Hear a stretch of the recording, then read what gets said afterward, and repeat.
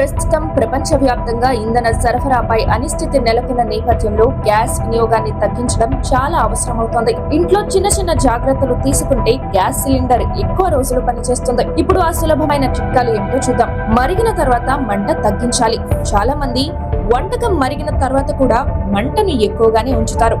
కానీ నీరు లేదా వంటకం మరిగిన తర్వాత మంట ఎక్కువగా పెట్టినా అది త్వరగా ఉడకదు, పైగా గ్యాస్ వృధా అవుతుంది. అందుకే మరిగిన తర్వాత మంటను సిమ్ లేదా మీడియం స్థాయిలో ఉంచితే గ్యాస్ ఆదా అవుతుంది. మూత పెట్టి వంట చేయాలి. వంట చేసే సమయంలో పాత్రపై మూత పెట్టి వండటం మంచిది. ఇలా చేయడం వల్ల ఆవిరి బయటకు పోకుండా లోపలే ఉంటుంది. దీంతో వంట త్వరగా ఉడుకుతుంది.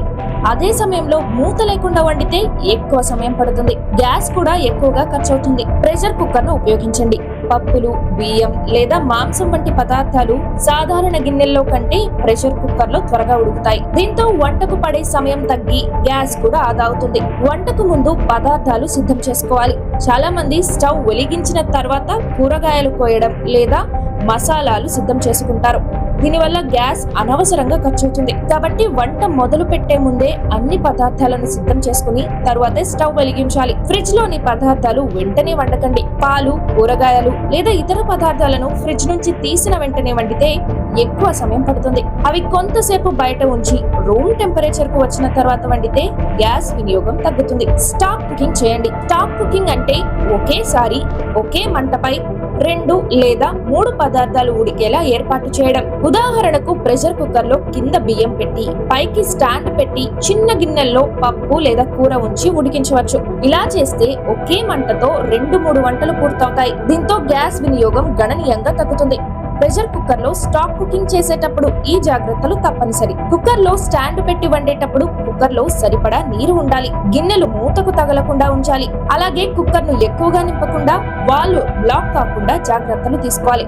స్టాక్ కుకింగ్ కోసం మార్కెట్ లో ప్రత్యేకంగా లభించే మల్టీ లేయర్ పాత్రలు కూడా ఉపయోగించవచ్చు. పాత్ర పరిమాణానికి సరిపడే బర్నర్ ను వాడండి.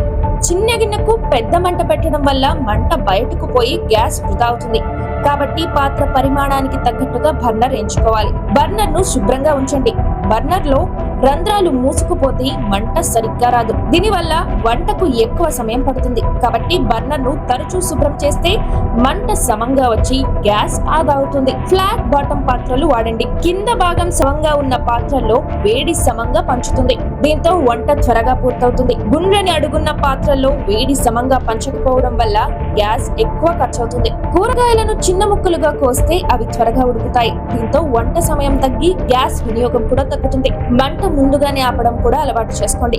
కొన్ని వంటకాలు పూర్తిగా ఉడకటానికి చివర్లో మంట అవసరం ఉండదు. మంట ఆపేసిన తర్వాత కూడా పాత్రలో ఉన్న వేడితో వంట పూర్తవుతుంది. కాబట్టి కొంచెం ముందుగానే మంట ఆపితే గ్యాస్ పొదుపు అవుతుంది. ఈ చిట్కాలను రోజువారీ వంటల్లో పాటిస్తే గ్యాస్ సిలిండర్ ఎక్కువ రోజులు పనిచేస్తుంది. చిన్న చిన్న జాగ్రత్తలతో ఇంటి ఖర్చు తగ్గించుకోవడమే కాకుండా ఇంధన వనరులను కూడా సంరక్షించుకోవచ్చు.